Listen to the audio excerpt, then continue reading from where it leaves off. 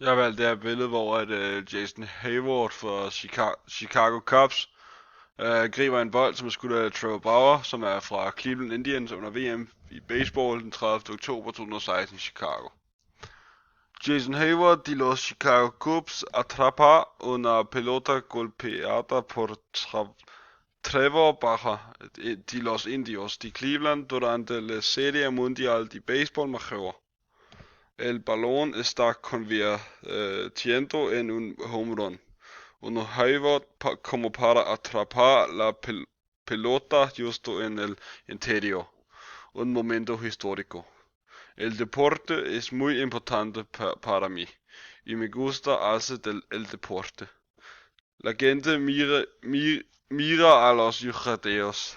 Viven el sueño que muchas personas tienen, porque significan mucho para la comunidad.